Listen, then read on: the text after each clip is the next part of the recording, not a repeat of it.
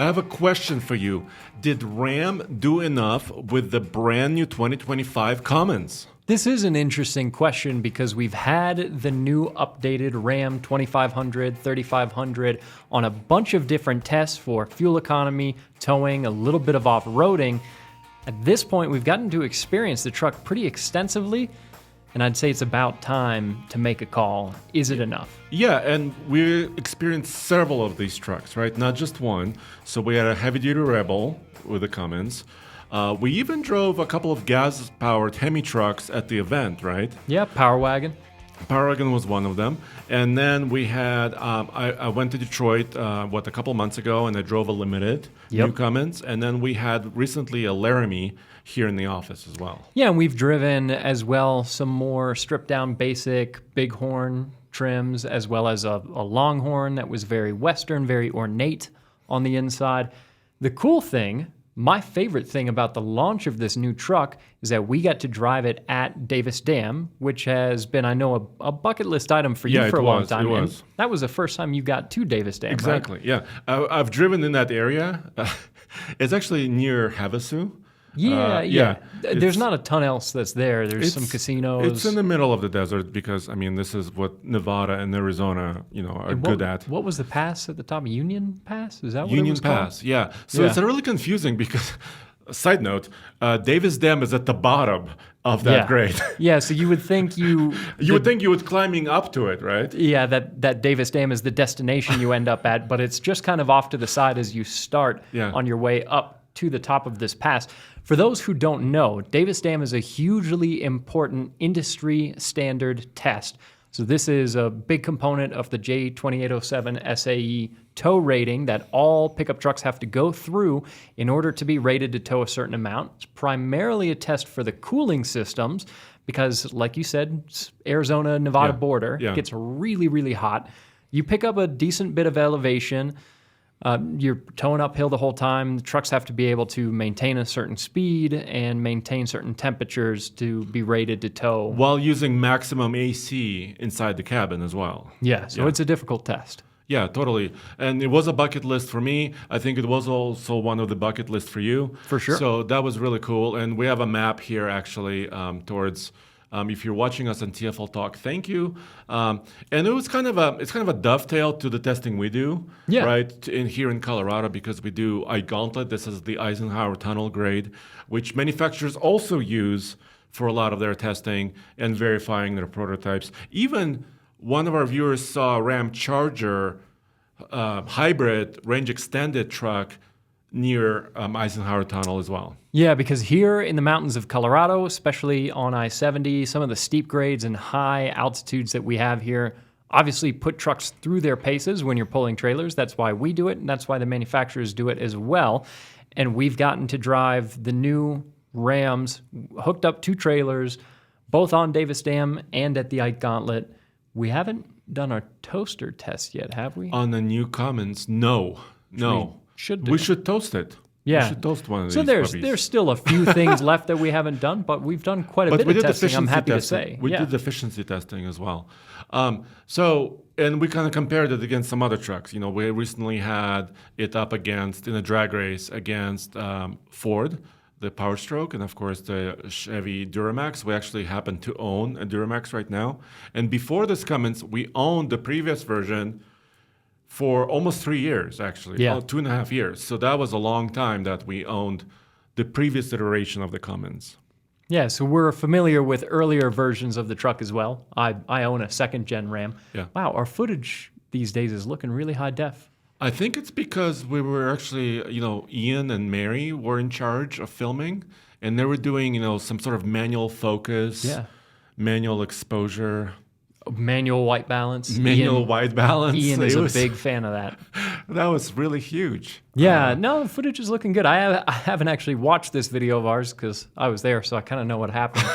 But this was a really cool video. One of our most recent tests that we did that you mentioned briefly is we did some drag racing with all of the HD trucks configured as diesels.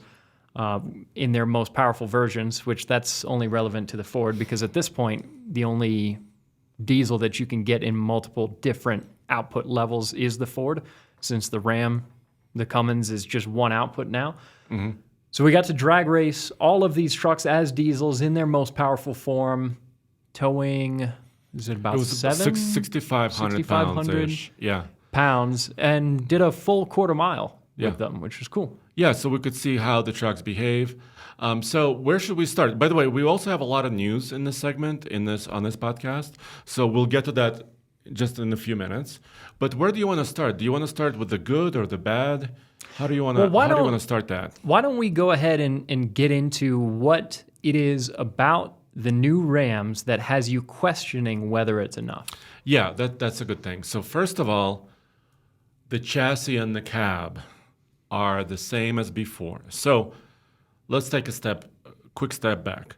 So for a heavy-duty vehicle, and especially a commercial vehicle, they have really long life cycles, right? Yeah. So if you look at, some of the vans, like the Chevy Express, GMC Savannah, that have been unchanged for, 20 years. 35 years.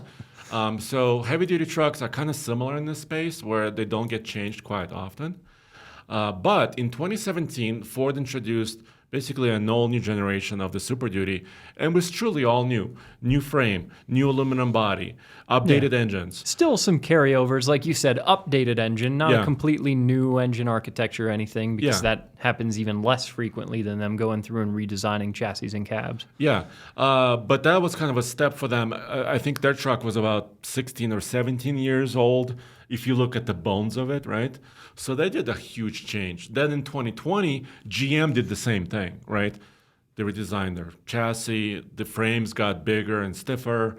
The cab got bigger, right? More comfortable. The trucks got a little bit taller, which is a lot of people don't like that because of visibility, right? Sure. And they also changed and updated their engines along the same time. So now Ram, their cab is really, I don't know how long it dates to. I think it's 2007 maybe, where the last time that their crew cabs were really redesigned. And the heavy duty is still using that similar structure, which is actually a little bit smaller than some of the newer trucks. Yeah, so the Rams in short bed form have the smallest short bed of the three. And the smallest rear seat, arguably. Yeah. Which for some people could be a perk for maneuverability and livability. Yes. But it's a noticeable difference. The other two in short bed form have more space in their beds. And that helps you with gooseneck towing and especially fifth wheel camper towing. Because if you put a fifth wheel camper like we've done with our Cummins in the past, you really have to watch your turning radius, because as soon as you start cranking, if you have that large fifth wheel camper wall, sitting behind you in the bed, it's pretty easy to have the camper come in contact with your cab. For sure. So there's also Ram has a mega cab. Yeah. So that's very as an option, which that's is a very spacious one. A nice option to have. And I think to balance this out, since I know you've got some gripes, I'm going to take the other side of things. Okay. And I'm going to defend it, which is easy for me to do. I drive a Ram. Okay. But I'm going to defend it and say, if you really need extra bed space, you can get an 8-foot bed. Absolutely. You could definitely get a Ram currently. Because what is the GM bed 6'10"? Yes. Yeah, so that's closing in on an 8-foot bed. So one could supposedly argue, in fact, that what's the point of having the two bed lengths that are that similar when you could have, like Ram does, a shorter bed, a slightly more maneuverable truck, and then the full 8-foot for people that really need that big bed. What do you think? Your point is well taken. I think I would support that. There could be something there. I would agree with that. You can also call me stupid. That's fine. Cole, I did a video. One of the video you pulled up before was me with a long bed Ram. This was this video. This was a 25. This was kind of a distinct build configuration, because it was not a 1-ton. It wasn't a 3500 single rear wheel. It was actually a 2500 crew cab with a long bed. Look at that. It looks like a limousine. It's a long boy. Looks like a limousine. Okay, I'll give you that. But here's where I am.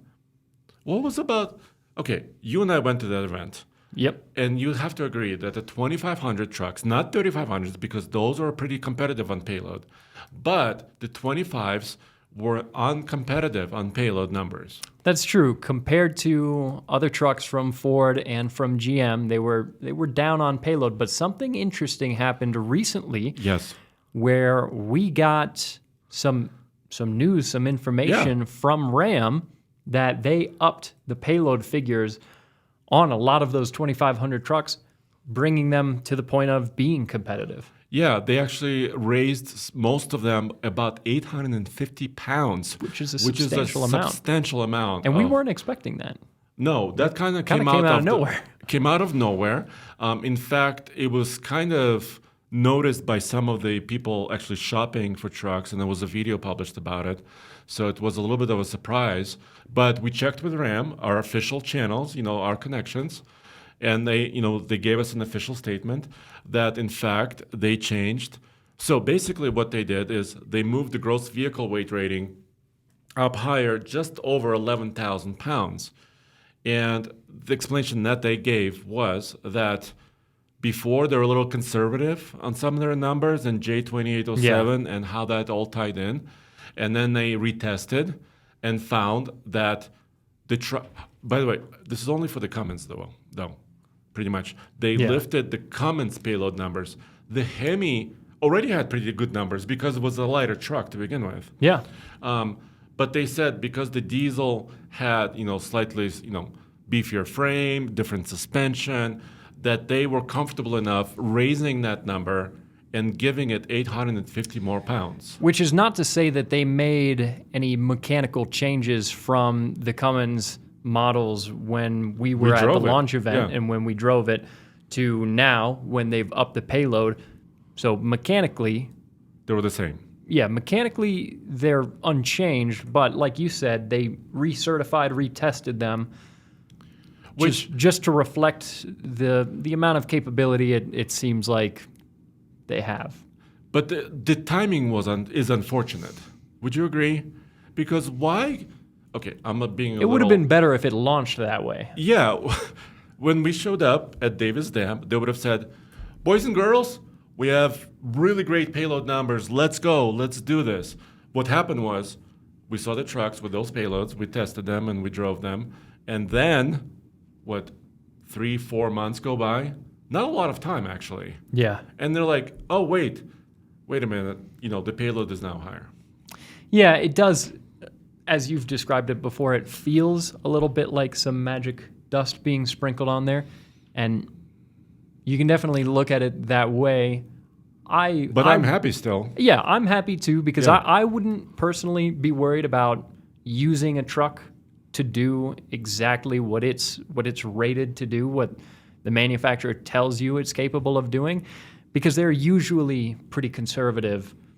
There's plenty of people out there that are pushing these trucks well beyond what they're actually rated to be doing. And sometimes they break in half, but if you keep it within the realm of what they tell you it should be able to do, you should be fine. Well, here at TFL Truck, I'm pretty hard-nosed about checking the payload numbers, the gross vehicle numbers, and the towing numbers, because we want to use the truck near the limit, but not beyond it, right? Yeah, and it hasn't steered us wrong. No, and it's all good. But we get comments sometimes, Andre, stop talking about payloads. I can put whatever the heck I want in my truck, and I can carry it from here to Timbuktu. That's a hot take.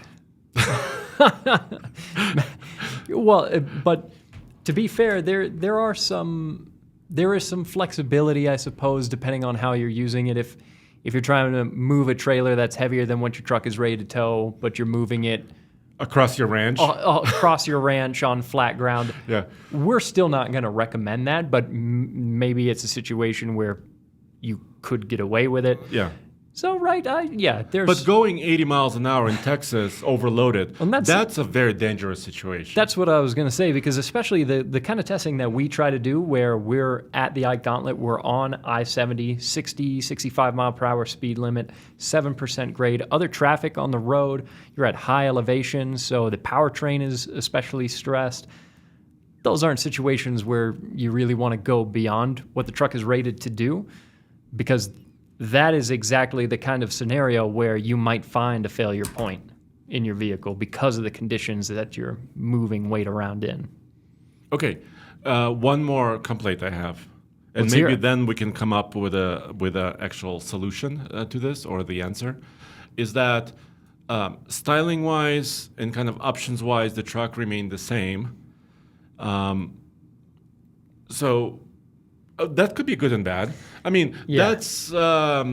I mean, you're paying. Let's say the Laramie truck we recently had was about $84,000. So okay, I'm buying a new model of the truck. I'm actually financing or paying a lot of money for this particular truck, but it's differentiated from a previous model in a small way.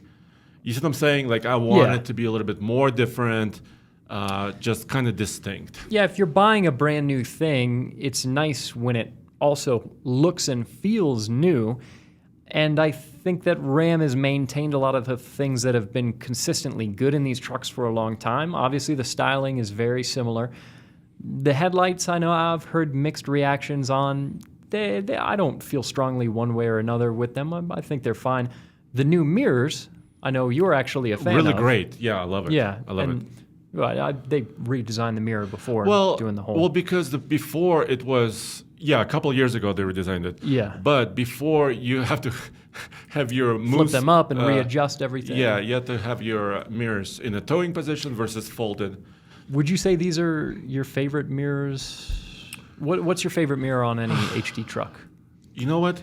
We're getting really in the weeds here. Yes, but this is important because it's it brand pride.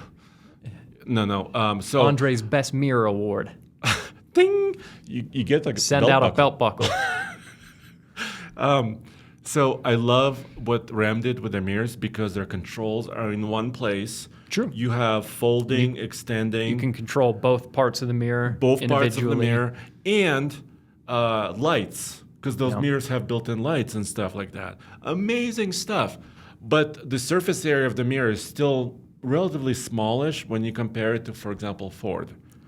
Right. Ford surface area is a little bit mirror. larger, a little bit better for visibility. But Ford doesn't allow you to do power adjustment on the lower convex mirrors. Which is pretty nice. Which is nice because here's the thing about the pickup truck, right? You want to go to a job site by yourself, or your ranch by yourself, or your campground by yourself, and actually complete a task without asking for a lot of help. Right? And sometimes company trucks have different people in and out of the driver's seat, and so you might have to adjust those mirrors pretty often. So I think GM also has pretty good as far as visibility and as far as the size of the mirror. Sure. But I would, you know what, my award goes to Ram, I think.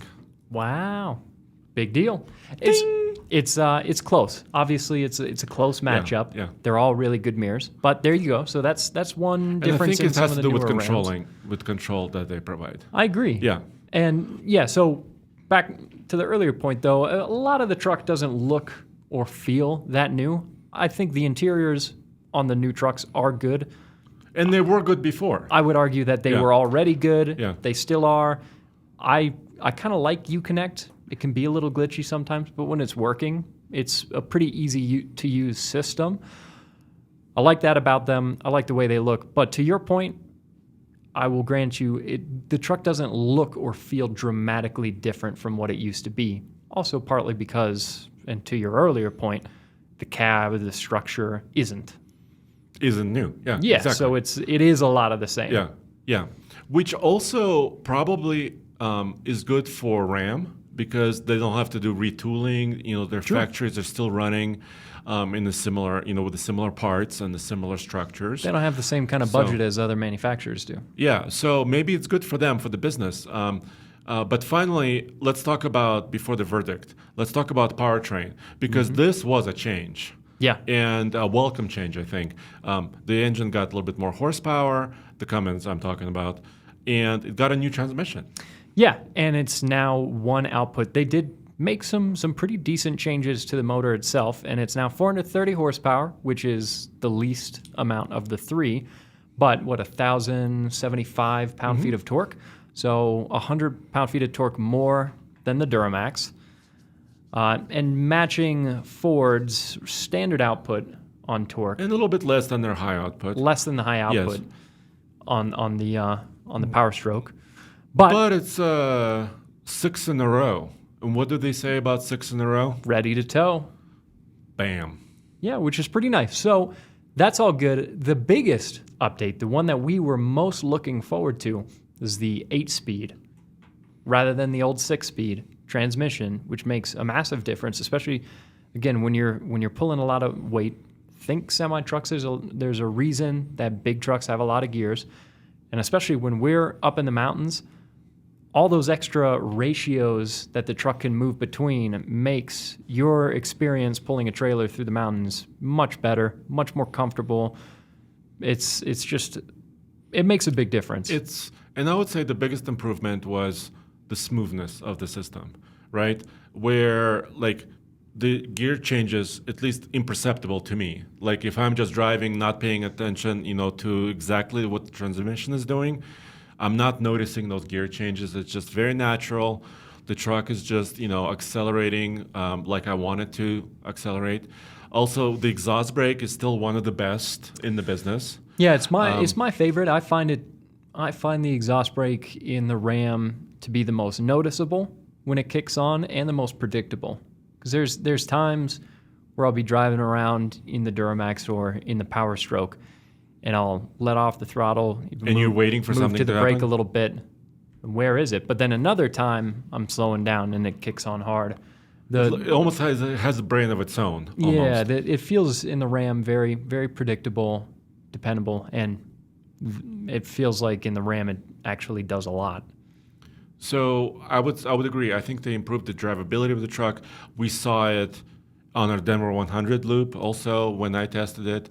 Unfortunately, and this was a big bummer for me, efficiency, right? So none of the truck we tested had 10 or 15,000 miles on them. And arguably, if you talk to some engineers, they say the Cummins performs a little bit better after 10 or 15,000 miles as it all kind of wears in. And we've seen that reflected in MPG tests that we've done in the past. Especially in the truck we owned. Yeah. But still, it's, I would say, noticeably less efficient than some of the Duramaxes we tested and also some of the Power Strokes we tested at the same time. Yeah. I don't know. And for that, dude, I really want it. I really want. Yes. I wish there was something I could say to. Yeah. The data speaks for itself. For sure. Right? So, okay, so maybe we can retest one in another some months, when it has a lot of miles. But it doesn't seem to be dramatically better on efficiency. Yeah. So here's my verdict. I think if you were a Ram or Dodge Ram customer in the past, this is a great upgrade because you're used to the way the truck behaves from the past. Yep. You're getting a newer, smoother system. You're getting some horsepower, torque benefits. You're getting drivability benefits and even payload benefits now as well. For sure. But I don't think this truck, the new truck, is going to get Ford customers switching over or maybe a lot of GM customers switching over. And if you have a Ram that's a year old or 2 years old, there's no reason to run out and buy a brand new truck unless you really need that payload or there's a specific feature that you're looking for, or if the old 6-speed really bugs you and you want an 8-speed. But for the most part, it wouldn't be worth running out and trading in a not very old truck for one of these because, like we said, it's just not dramatically different. What I appreciate is that they kept the things that have been good, like we said, very similar styling, similar interiors and technology, all nice stuff, similar powertrain, but just refined and improved in some of the really weak spots. That 6-speed especially, that had to go. The 8-speed is the biggest difference overall to me in this truck, driving it. And all of these HDs are so good now. They're almost within a margin of error of each other, definitely within a few percentage points as far as performance goes. And it's worth mentioning, too, that in the drag race testing that we did with the Cummins versus the Duramax versus the Power Stroke, the Cummins was the slowest. But not by a lot, actually. Not by a ton. With the trailer. Yeah. And most people aren't buying HD trucks to drag racing, but accelerating with a trailer behind you does matter, especially when you're up here in the mountains. Again, steep grades and you're trying to merge in with traffic. It's important. This truck was slower, but not dramatically so, a couple tenths. Yeah.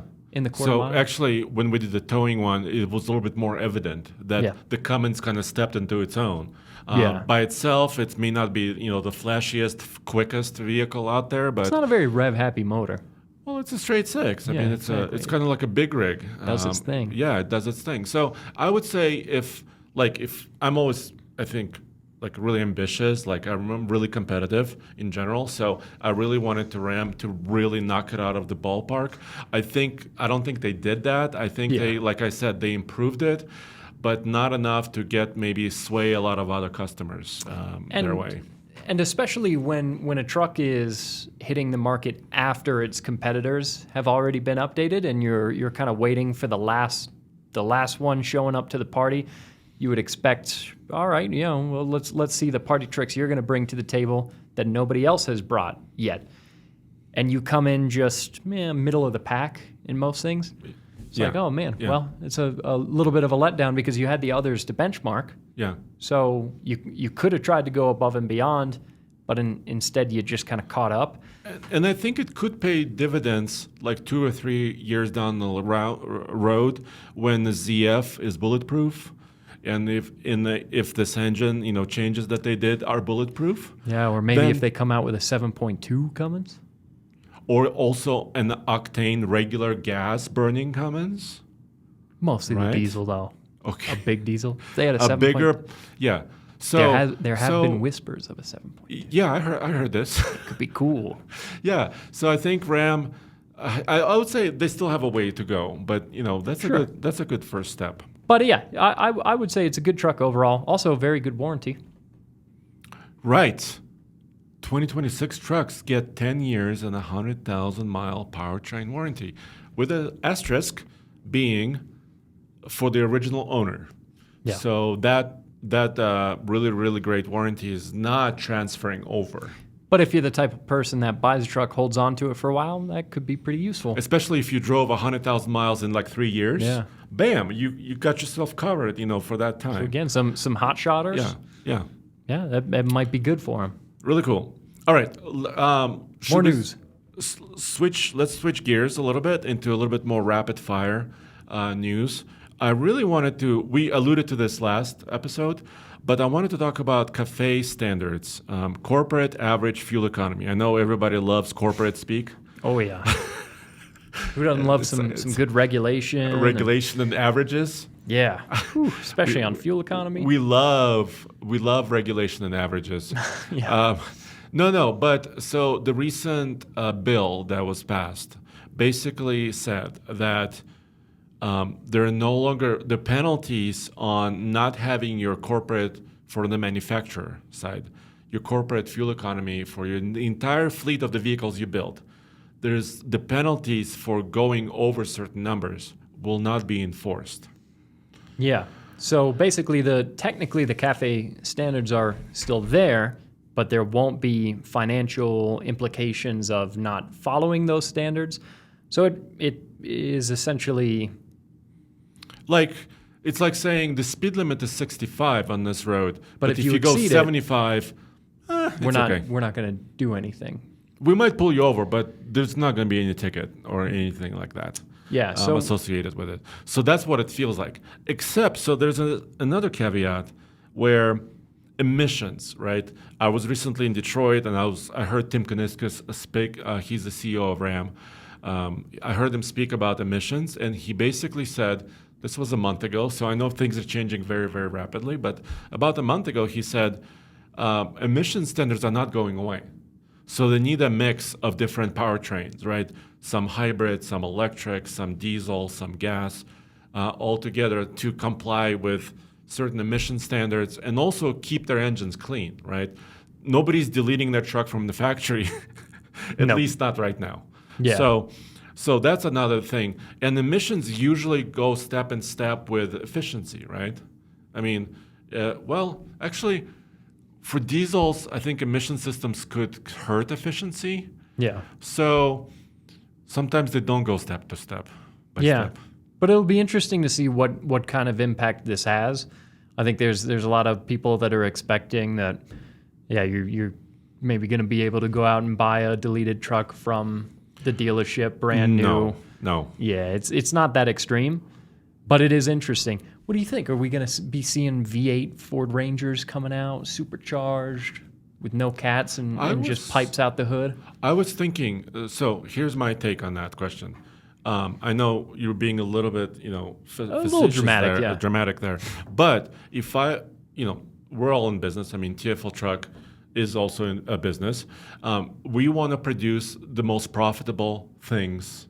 We want to have fun. We want to do good stuff, but we also want to be profitable in running a successful business. As such, if I was a manufacturer of trucks, I would produce an engine that's the most profitable for me. Right? If efficiency is not my highest priority anymore, I mean, if I could turn down that knob just a little bit, I would turn up the profitability knob, right? So, and by doing that, let's take Ford, for example. I think their most profitable engines are probably their diesels because they're associated, with very optioned and very luxurious trucks. Yeah. Also, their supercharged Raptors are probably very, very profitable for them. What if they put a supercharged 5.2 into more F-150s? That would be pretty interesting. Do you think that would hurt the value of the Raptor R, or would it just bring more customers in? How do you think that works? Were you thinking like a supercharged V8 like a street truck? Yeah, like a street truck. No, I think it would attract a different buyer, or the same buyer for a second truck. Somebody that's got an amount of money that is hard to fathom. Have a garage full of supercharged Fords. Here's my truck for when I go in the dirt. Here's a truck where I go on the highway. My Raptor R, my Mustang GTD. Yeah. And why my not? Ford GT, all that stuff. Yeah, why not? The more supercharged V8s, the better. There's definitely a lot of interest in V8s, as we saw when Ram reintroduced the Hemi.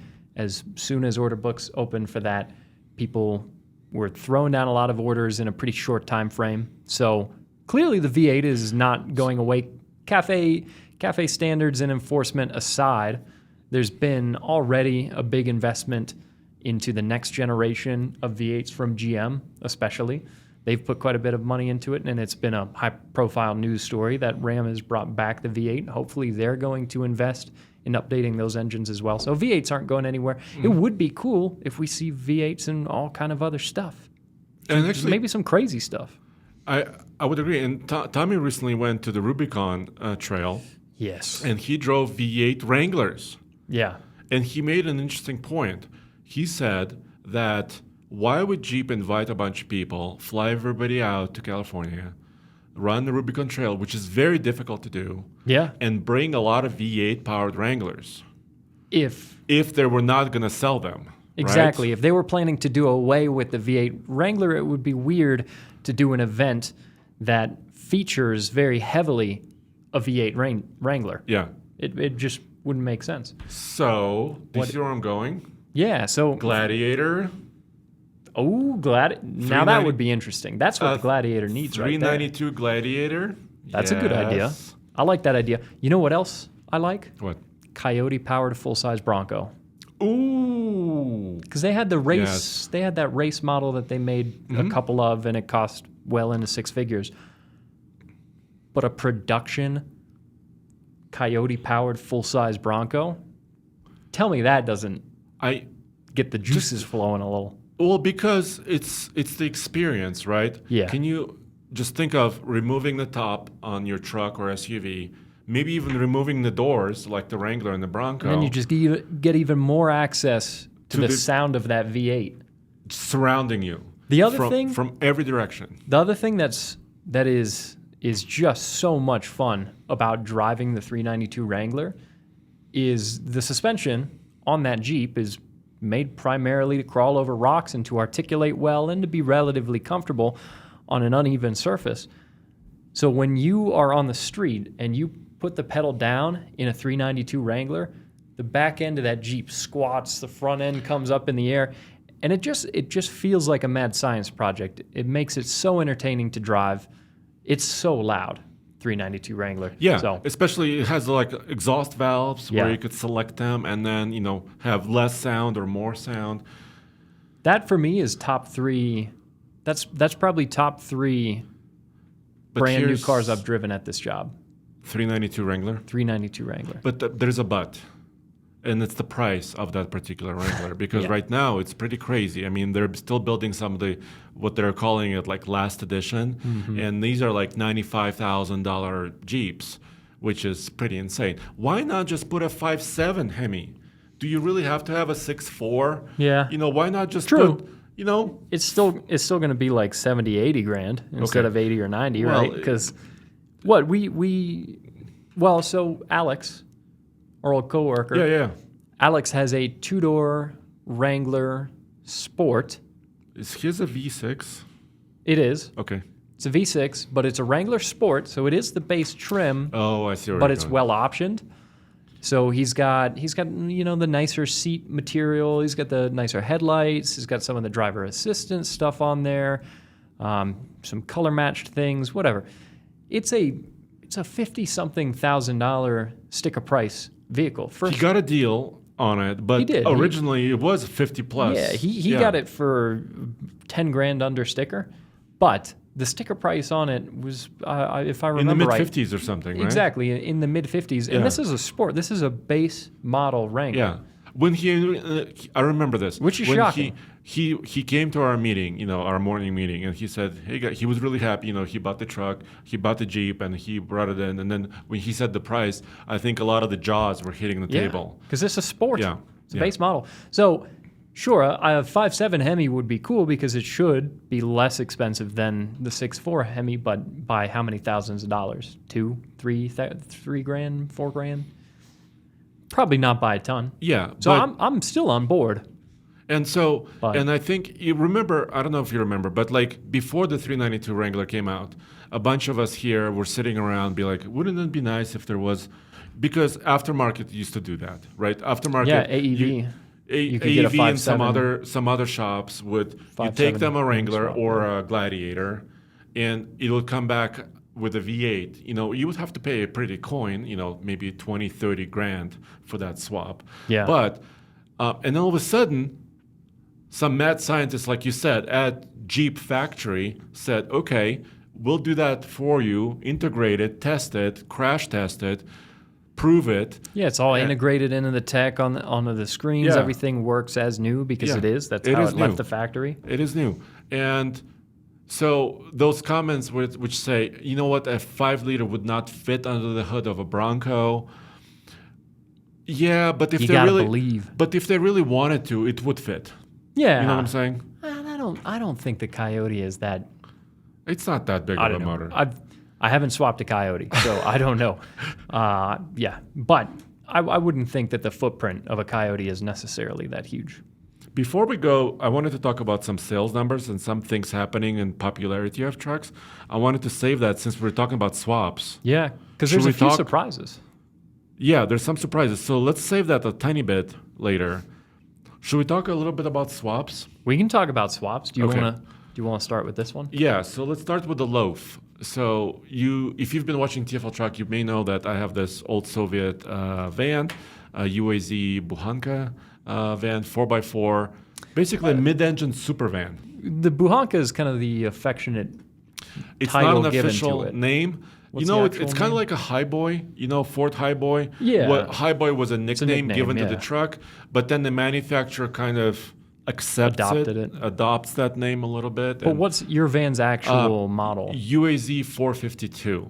And I know it's very meaningful. Catchy. Yeah. It's very meaningful and very catchy. Yeah. Yeah. UAZ 452. I think it came after the 450. That would make sense. So it's a 452. Is there a 451? No. They skipped a number, I think. Interesting. Yeah. So anyways, it's not a very catchy name. But David said, I have a 4.8 Silverado V8 laying around on the floor of my shop. Yeah, which is kind of an unusual engine option. They were in GMT 800s, right? Yeah, and this one was in 2003, so it was a little bit later model. It's kind of a work Silverado engine, right? So it's kind of a base 4.8. Were those 4.8s in GMT 400s too? What year did it go from 400 to 800? I feel like I should know that. We should know this. Because I love GMT 400s and GMT 800s. GMT 800 years. Yeah, let's see. This is just GMT, there's someone just screaming at their computer screen right now. And they're probably walking their GMT dog. 800 99 to 07. Cool. Yes, 800. So somebody probably walking their dog and just screaming into their... Come on! It's so obvious. So, but anyways, it's an LS swap. Let's call it an LS swap. Yeah, so you got a Soviet van with a Chevy motor. Yeah, and also a 4-speed auto from a Chevy. It was David and I chose a 700 R4 because so this was kind of a project, a passion project, plus a lot of donations. Like David donated the engine, and then our friend Dan Atkinson, my friend Dan, donated the Terminator X Holly engine controller. And our engine controller that we had does not have transmission controller built into it. So we wanted a non-computer controlled transmission. I don't blame you. And then NP205 was the transfer case, which is an old school bulletproof gear driven. Been around for a long time. This was from the 70s and it still works perfect. But now my transmission I had a problem with. Burned out third and fourth gears. So the transmission I got maybe was not the highest quality rebuild. Plus it was my first LS swap and David's first LS swap. So we didn't know a lot of the things. Hopefully not the last. Hopefully not the last. And my update on my project is that I just called another shop, Colorado Transmissions, and the owner, Ruben. And Ruben agreed to take my loaf under his arm. Under his wing? Under his wing, and so to speak. It's like an apprentice. Yes, and he's done many, even though he's a transmission expert, he knows most transmissions. He's got encyclopedic knowledge and rebuild. Nice. He can rebuild one probably with one hand tied behind his back. Yeah, I bet he can do a 4L60 like that. He's in the process of convincing me to put a 4L60 computer controlled. A 4L Slippy? Yes. Well, he called it 60. Yeah. Some people call it a Slippy instead of a 60. But this is why not a 4L80? I guess a 4L80 is really long. It's the size problem. Yeah. Like we all have that. I think Cole knows how long 4L80s are, right? How long is a 4L80? Cole, our producer Cole, does not know. Turns out he doesn't. Dang, 4L80 is longer than I believe it's longer than a 6L80. So here's my issue. Do you see how short this van is? It's got to be. It's 10 inches long. It's. We've got a toy version of his van. The real one's bigger. In real life, its wheelbase is 90.5 inches. That is super short. So it's a very short wheelbase. The engine is in kind of between the driver and the passenger in the middle. And it's got a lot of cargo capacity because it's basically an open... You can use it as a coffee warmer. This toy one? With the motor in your real the motor, yes. You could use it, especially right ahead of the motor where the radiator is. You could put your coffee mug there. Nice and toasty. And it's very nice. Yeah. Although, hey, you know what happened? I drove it 20 miles round trip in second gear because I didn't have third and fourth. Yeah. The engine was screaming, and I went 41 miles an hour on side roads, so nice. I did not impede traffic on the highway. Too much. I got some fresh fuel because I needed some fresh fuel. I drove it to the gas station. And nothing overheated. It was a hot day. It was like 92 degrees outside. It was a hot day. David's radiator worked brilliantly. That's the thing that we, I think, have in common with our LS swaps and automatics. Tell me about your LS swap. The motor is just, you can't phase it. The motor is happy as a clam. As long as it's got oil near it. You have a 6 liter. Yeah. So I've got an LS2 out of a 2007 Corvette that I put into an old Land Rover for no justifiable reason.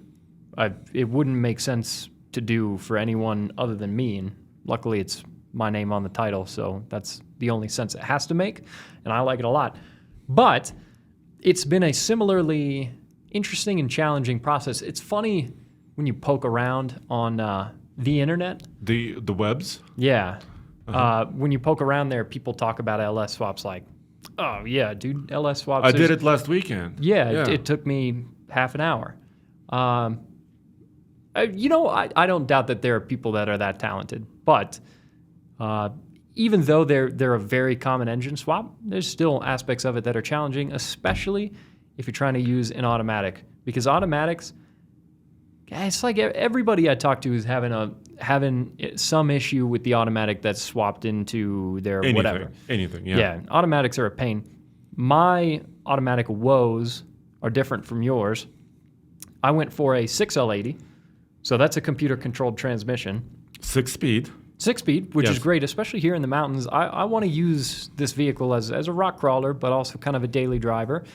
And if I'm driving up I-70 to go skiing or to go camping or something, or even just go up into the mountains and find a trail, that 6-speed is going to make a massive difference versus the 4-speed that it had originally or any other 4-speed. So the 6-speed was important to me. Also, I don't plan to sell it, but if I did, the resale value on similar ones that I've seen with 6-speeds versus a 4-speed is a massive difference, like 3x. And I would love a 6-speed in my Loaf. But I just didn't have the physical space. Yeah. Inside of the and the 6L80 I've got is actually surprisingly compact. It's again, I'm pretty sure it's actually shorter than a 4L80, but even so, yeah, it is. I would assume it's probably bigger, longer than a 4L60. I don't know. I think Ruben would know. Yeah, I'm sure he does. Yeah. I'm sure he knows intimately. But the 6L80 being computer controlled it offers some challenges to get the programming, the software side of things, which is pretty much all over my head, sorted. So I've got mine at our buddy Jordan Townsend's shop. He does a lot of dyno tuning. He can mess with the software. So he's going through mine at the moment. But man, automatic transmissions, both of us, if we had put manuals in these things. Did you consider a manual? Was that an option, or was it just difficult? No, it wouldn't have been difficult. It would have been easier. I would have been driving it for the last couple of months if I had gone for a manual. But what I wanted for this vehicle was to be a daily driver that also my girlfriend could jump in and go drive. And also for a rock crawler, a manual is not my personal favorite. My Cummins is a manual, and for that truck that I don't really use as a rock crawler, I love the manual in that truck. I definitely wouldn't want my Ram to be auto, also for other reasons. But the Land Rover I wanted to be an auto just for simplicity and ease of use off-road. Yeah. And on-road. And for versatility for my girlfriend to be able to jump in and drive it as well. So I didn't really consider it for this, but man, that automatic has not made things easy. We considered the manual for my Loaf, but the engine and transmission are behind you, not next to you or in front of you. So making the linkages work for a manual would have been a humongous project that we didn't really have time or budget to work on. Or maybe, David is amazing, three-dimensional builder. He can just envision a part and then he can create it with his hands. But even David said, Andre, the linkage on this would be very difficult to produce. So those are some of our updates on our projects. 100%. And automatics are, there's some perks to them, but for me as well, every other transmission that I've pulled out of a vehicle that I've owned has been a manual, so there's been a bit of a learning curve with some of the differences in the automatic I'm just not used to. So had to learn some new things. And automatics are just so delicate also. Yeah, but when they work, they should work. Yeah. It's just getting them to that point. And mine has some fancy new billet parts in it now, so hopefully it'll be pretty good. Yeah, especially like selecting the right torque converter, all that stuff. I think we're learning quite a bit with these projects. All right, let's just quickly hit this piece of news. You were telling me last week, because I saw the new Grenadier SUV, right? Grenadier, Ineos Grenadier, and also the Quartermaster truck. I saw them in April at the New York Auto Show, and they were sitting a little bit taller. Maybe a lot taller. With Portal axles and 37s. Yeah, so this was a pretty interesting bit of news. To my understanding, it's not confirmed for the U.S. yet, but Ineos collaborated with another company called Litec. I hope I'm saying that well enough. I think it's a German company. So, Cole, can you look up Portal Axles in that search? Yeah. But they've got a version of both the Grenadier and the Grenadier Quartermaster, so pickup and SUV. Oh, look at that. 37s and Portal Axles, priced around $200,000. So, yeah, that's no surprise. It's a pretty coin. Yeah. Portal Axles are really prohibitively expensive for most people. Still really cool, though. And it's got like another 7 inches of ground clearance. Yeah. So basically a portal axle, if you can't like picture it right now in your head, is basically think of the wheel hub, right? But instead of a normal hub where the axle just enters, either from right an in angle, the center of the wheel. In the center of the wheel, there is basically kind of a gear-driven offset that you can actually make just an additional gear. Yeah.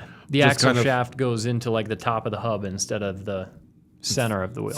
Center. So you get better ground clearance. You get, and actually the belly and the axle is also tucked away. If you look at these pictures, you see nothing under the truck. Yeah, look at how much. Other than maybe a skid plate. There's so much space under it. These particular models, too, and it seems to be part of the package, they did some different wheels, bumpers, some off-road lights, roof rack kind of thing. So they look really good just in general. Also kind of a cool color. They're doing them in a bright orange. But if you haven't seen this, look into it, especially if you're a Grenadier fan. We love the Grenadier. We had one. Yeah, it's a compromised vehicle in some way, but all of my favorite machines are pretty heavily compromised some way or another. But, you know what I mean? Yes. I was just going to look up on my little laptop. I was just also going to say G-Wagon Squared has a similar classic build. Yeah. Portal axles as well. And you know what? These vehicles are significantly taller to drive. Yeah. Like when you're getting into a G-Wagon Squared, which fortunately we have had one on loan, you're the king of the road. I mean, you're looking down on most pickup trucks, maybe not semis, obviously, but you're actually elevated above most other people. Yeah, and interestingly enough, the previous generation G-Wagon, when it was still solid front axle, the previous generation G-Wagon, a lot of people felt like the 4x4 Squared, as much taller as it was, actually handled better than the standard G-Wagon because not only was it taller, but it was also quite a bit wider. But we had one of the new generation G-Wagon Squareds here at the office. Roman had it out to Moab, did some really cool stuff with it. That was an insanely cool vehicle, but also a lot of money. Was it closing in on 400? I think it was closing into 300,000. Okay. I thought it was over 300. Maybe. That was maybe a long time ago. Some that was a year and a half, 2 years ago. It's probably closing into 400 right now, especially because of markups and other shenanigans that a dealership may describe those as shenanigans. May do. But we also have I was just trying to look up some because my brain is not thinking straight today. You can get portal axles from some American companies too, and they've done them on Ford Rangers, Toyota Tacomas, Jeeps. Yeah. So you can you don't have to have a British-made, French-made Ineos Grenadier to do this. I've never gone through the process of building out a G-Wagon as a trail rig, so I don't know a lot of the companies and brands that do it. I know it seems like the kind of thing I'd do a lot, but I guess Litec, this German company that made the portals that are on the Grenadier, apparently I'm told they make quite a few parts for G-Wagons as well. So it could be the same company potentially. Yeah. It sounds like they also make parts for the G-Wagon. Don't quote me on it. I found it. Litec? No, Curry Axles. I met Casey Curry on a RAM event, and his company does... That's a flex. Sorry. Subtle flex. Oh, I apologize. $28,000. So for your JK, a hybrid portal axle set, front and rear, will cost you just $28,000. It's like $14,000 a piece. It's a deal. But dude, you're getting so many other benefits. Let's say you're building a really capable rig and you have an option of spending, I don't know, $8,000 or $20,000 on some beefy axles, or $28,000 on the portals. Yeah. So just another little step. It's a lot of money. It's well into the realm of diminishing returns. Yes. Where you could, but what about the coolness? It's very cool. With a JK Wrangler, you could probably do 95% of whatever you're going to go do with portal axles with just without portal axles? A basic lift in 35s or 37s. Yes. But the cool thing about portal axles is the amount of clearance that you get, which is obviously one of the main perks of going bigger on tires on a 4x4. The amount of clearance that you get having portal axles is equivalent to having just an insanely huge tire moving a standard axle further from the ground. He makes them for GLs also. No big deal. Are they? Same price. Oh, it's the same price? Same price. It doesn't matter JK or JL. So you're telling me I could do a 392 Wrangler with some portal axles? Yes, that's exactly what I'm saying. Sounds good to me. It's a Jeep Wrangler 392 squared. I wonder, does it say how much tire you could fit if you do portals on a JL? Could I have like a 392 with portals and 44s? Is that now we're building a rig. Oh, it does. It will accommodate up to 42 inches of tire. Which means I bet it'll do 44s. But why? 44s be fine. Really? Sure. How about a nice 40? I mean, do you really have to go 42? A 40? You could. Okay. But yeah, go big or go home, Andre. Okay. Well, since you're spending $28,000 on axles, you might as well go 42s. You got money for 42s minimum. Exactly. I think the way I read that is that 42s are the minimum amount of tire that you're going to want to run. Really? Maybe a little trimming. So that's your excuse then. Trimming and 44s or 46s. Anyways, so you could do you could play around with fun axles no matter what you're doing. Yeah. Have you ever seen there's websites that are like, oh, try and spend this billionaire's money? This is the one way. That's where I start. That's my first website. Curry axles? Yeah. Hell yeah. Curry4x4.com. Nice. Yes. By the way, family business, third generation business. Been around forever. So that's really cool. All right, so we talked about some fun things.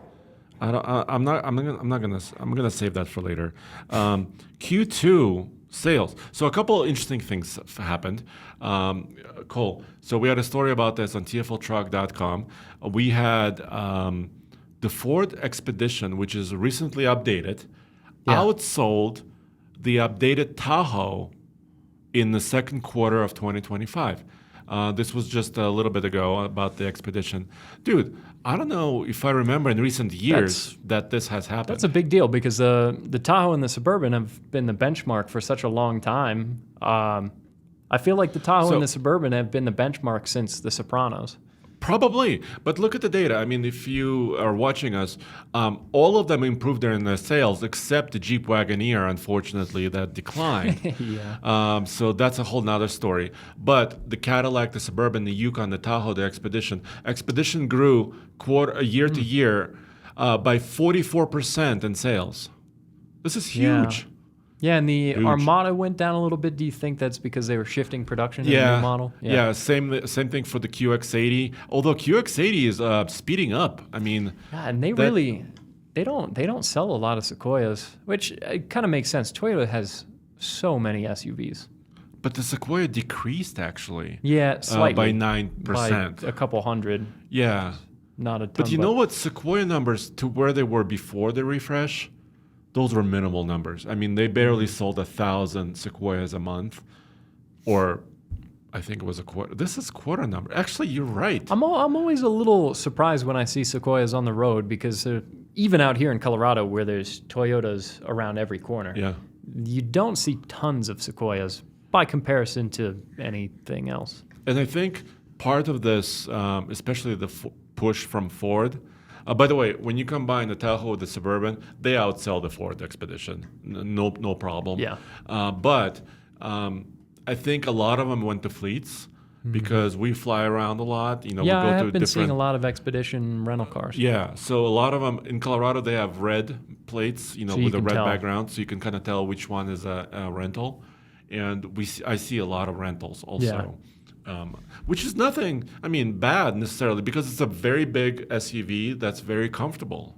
Yeah. You could just take all your And there would be all your people. no way to break down what percentage of them are going to fleet sales Not in versus this data. individual. Yeah, they don't. They But don't still, usually that break was it a out pretty in big push. that much And detail. then I don't have a table published on this yet on TFL Truck because I've been slacking a little bit. I doubt that. But Ford F-Series sales, this is including the Super Duty and the F-150, came up 17%. Silverado sales came up 2%. Ram Truck fell down, except their 1500s did pretty well, came up 1.5%. So they're slowly recovering from some of the sales slumps that they had last year. GMC Sierra came up 11%. Toyota Tundra was down 6%. That's kind of a surprise. How's Tacoma? Oh, Tacoma up 37%. Oh, maybe that's where all the sales went. Could be. A lot of people are... That's substantial. And even for Tacoma, so in the first half of the year, they sold 131 approximately 1,000 Tacomas, which means more than 250,000 of them will be sold in this year, potentially. That's a huge amount of mid-sized trucks. It is, yeah. Tacoma, as always, is a force to be reckoned with in the mid-size segment. Yeah, and still, even if you look at this data, the Chevy Colorado is still like half of where Tacoma is. So even though Chevy Colorado sales improved as well, and Ranger improved, and Canyon improved. Yeah, we helped improve the Canyon. We sales. just purchased the Canyon. Yeah, we had one. Tacoma is still king of midsize. I mean, there is no going around it. No signs of slowing. You know who else did great? The Maverick. We also, that was December 31st that we bought our Maverick, but the Maverick improved in the Q2 by 26%. So actually, this data is pretty positive. So a lot of people are still buying these trucks, and there's a little bit of shuffling where, some brands are doing better than others. Yeah, and it's cool to see. It's a hugely competitive segment, which always means we're going to see a lot of news in this area as they continue to improve these vehicles. So that gives us a lot of stuff to do on TFL Truck. Exactly, which is really great. Two other items. Roman just walked in this morning and he told us that we have a new trailer in our fleet. Yeah, tiny little motorcycle trailer that he forgot he owned. I have seen it. I have put my eyes on it. How is it? You'll tell me honest. It's a little rough. So, those trailers with tiny, tiny little wheels? Yeah. Yeah. So it has like that big? No. Well, not toy wheels. Not toy wheels. And a little bigger than that. Cole, can you look up like a tiny motorcycle trailer to carry motorcycles? Motorcycle trailer. I could picture it. That's so it's kind of like tiny motorcycle. Kind of like the one. Like a steel frame. Yeah, but it's got a wooden. It's got plywood in the middle of it. Yeah. So something like this, but a lot smaller worse. wheels. The wood is warped, so we need to replace the plywood that's on top of it. It's got a 4-pin connector. Obviously, no brakes. Yeah. Because it's so tiny and so small. The lights are attached with magnets to the rusting frame. Yeah, rust is not super magnetic. Not as magnetic as you would want it to I don't be. know how those lights actually will work, but the tires look in good shape. So the positive is that those little baby tires, they're fairly decent. Well, that's good. Yeah, so we got a tiny new trailer that we're going to have to do a little makeover with. Yeah, but I think, should we Ike it? No. Yeah, on what, the K-Truck? Yeah. Oh, yes. K-Truck towing our tiny trailer. That could be very interesting. Definitely. We could do. So that's a project that we need to. But actually, it will help our bike channel. We might be able to carry a bike from. What's happening with Andy and our? Yamaha? Yeah, Roman bought a really cheap motorcycle at the auction for around $1,500, and it's getting worked on a little bit. It needs tires, it needs rear brake pads, and it needs the jets on the carbs opened up a little bit because it's got aftermarket pipes running a little lean. So yeah, it just needs some love. But when that gets done, we can ride it back, so I don't have to mess with that rusty trailer for a little bit. Okay, but if Roman buys another cheap motorcycle, bike, he might. So we could carry that. You can never count it out. Right now, I'm a little nervous because my house has had no power. There's a power outage in my neighborhood. Yeah, we're getting real behind the scenes now. That's lasting like 15 hours now. Yeah, and it's almost. We'll continue being real behind the scenes. It's 3:50, and we leave here at 4:30. So you're about to find out if your house has power or not. Well, so my fridge, we have coolers, so we got some of our food into coolers. Let's get even more behind the scenes. What's in your fridge that you're worried about spoiling? My parents mangoes. They bought this nice-looking cake. Do you have ice cream? A little bit of ice cream. Oh, no. Yeah. So ice cream I'm not so worried about, but the cake, even though it's not very expensive, it looks so amazing. The cake looks really nice. Is the cake at risk of melting, or are you just worried it'll spoil because it's not cold? Yeah, it probably will spoil because it's got whipped cream. It'll get giardia or whatever happens when you leave something uncooled. So like cream cheese frosting? Because that could grow some bacteria, I bet. Yeah, so that's behind the scenes. But you know why I brought it up? It's because I really wish I had my F-150 hybrid. Because if I did, I had that 7.2 kilowatt system. And we showed a video of my F-150 hybrid powering a house with our friend Justin. Yeah, and the battery on your BMW i8 would probably only run a couple outlets for a couple minutes. But the i8 doesn't really have a lot of power export. It's true.